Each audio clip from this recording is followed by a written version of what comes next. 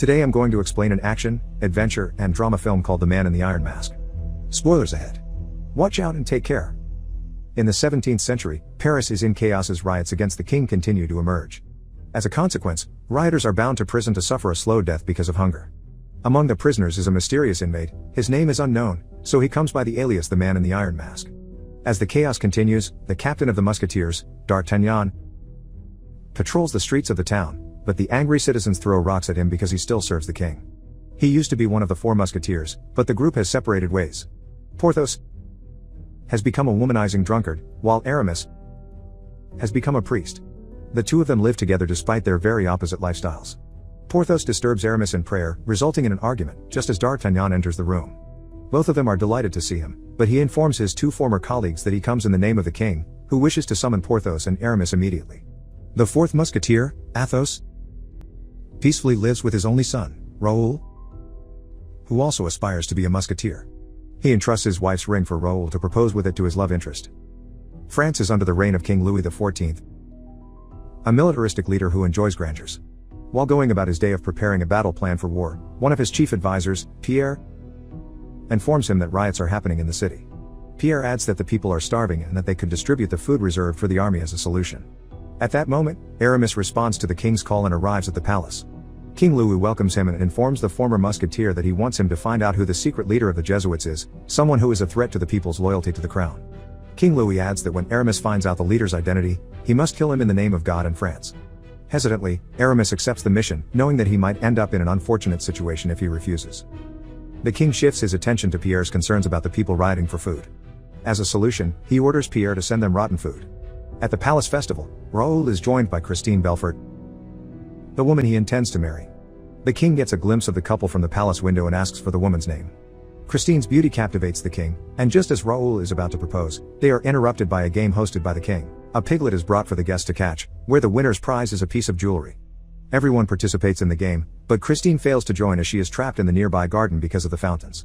The one behind the fountains being set off is King Louis, who sees the game as a perfect opportunity to talk to the beautiful lady. Christine looks around the palace, searching for another exit when King Louis sneaks from behind and opens a conversation. From a distance, D'Artagnan is secretly listening to their conversation. King Louis confesses his interest in Christine, but she lets the king know that she loves Raoul and is faithfully committed to him, but the king pays no attention to what she says and proceeds to kiss her. However, D'Artagnan pushes the pig toward their direction to interrupt the moment. Out of nowhere, a spy runs from behind and attempts to assassinate the king. Luckily, D'Artagnan is under strict supervision and manages to throw his sword, killing the spy. Raoul rescues Christine from the scene, and they flee. Queen Anne, the king's mother, is a very religious woman. She visits the chapel as often as she can and says her prayers. That day, she passes by D'Artagnan's room to personally express her gratitude for saving her son's life. The conversation briefly ends after the musketeer humbly says that it is simply his job. Moments later, he is informed that Raoul has withdrawn his request to join the musketeers, which raises suspicions in D'Artagnan. He visits Athos in his home to seek answers, where they happily embrace each other after not seeing each other for a long time. While they drink wine together, Raoul enters in a melancholic mood. His father comes to ask him what is wrong, but he returns the ring and informs him that the proposal is cancelled because he is sent back to the battlefront. Athos suspects that the king has arranged the assignment of Raoul back to war so that he could have Christine all to himself. Accepting his fate, Raoul walks up to his room as Athos gets agitated about D'Artagnan remaining loyal to the greedy king. At the palace, a commotion happens as the people of Paris attack the musketeers all over the city for distributing rotten food. Some musketeers get beaten and some run back to the gates for refuge. D'Artagnan instructs them to hold fire as he makes his way outside to talk to the people. They yell at him, refusing to listen to any word he says, as they know that he is a king's officer. An apple and a tomato are thrown at him, but he successfully slices and catches it with his sword midair. This gains the people's attention and respect, making them listen to him. He assures the townsfolk that he will speak to the king himself and bring up the issue about food. The people return to town in an orderly manner, and D'Artagnan makes his way to a secret passage to inform the king that fresh food should be given to the people. On a personal note, he asks about Christine and his intentions toward her. King Louis annoyingly replies that he is still king and the one in charge despite being a young king. After the meeting, King Louis assigns a new chief advisor and orders Pierre to be killed after distributing rotten food, which was his order. He also reminds them that he gives them the authority to shoot the people who participate in riots. The day of battle begins, where Raoul fights at the front. Before advancing to the enemy's headquarters, he hands a letter to another officer and kindly asks him to take it to the royal dispatches. As he leads the ground troops, a Dutch cannon fires right at the moment, resulting in his instant death. Meanwhile, a letter is slipped on Christine's door. She opens the letter and reads that Raoul has sadly died. The news breaks her into tears, as well as Athos, who receives the same news.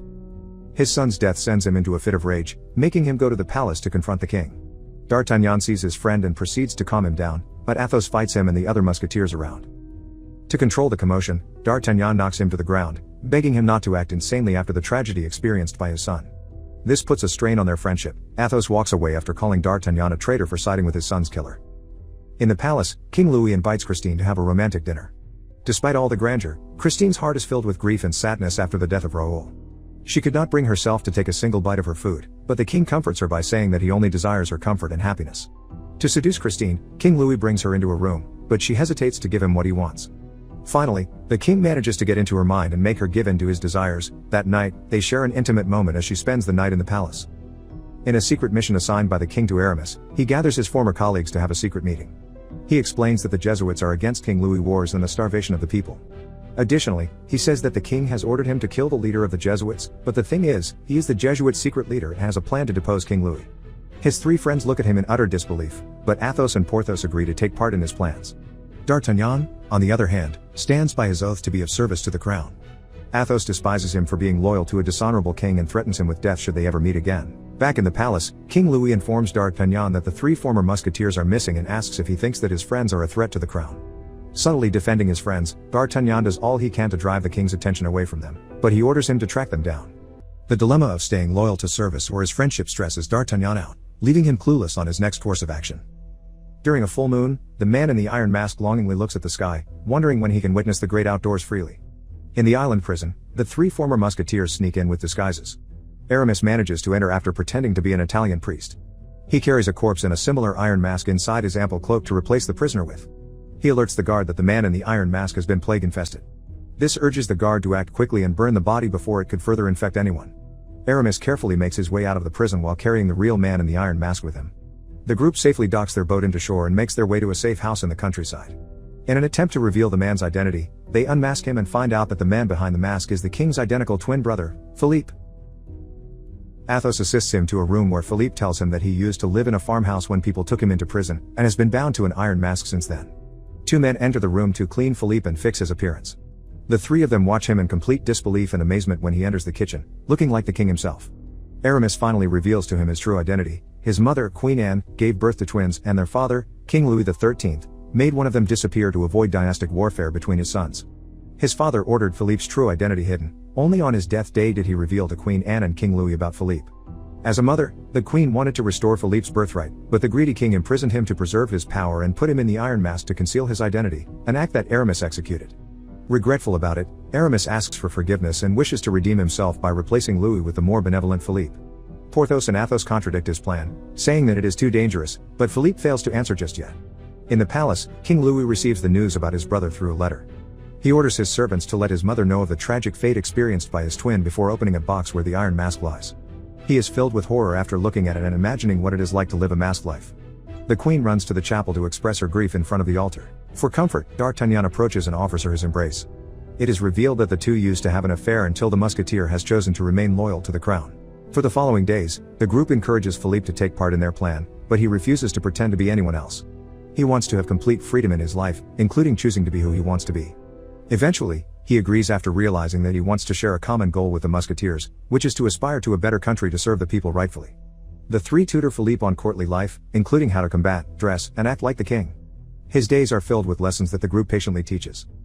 Meanwhile, Christine is living a majestic life after living with the king.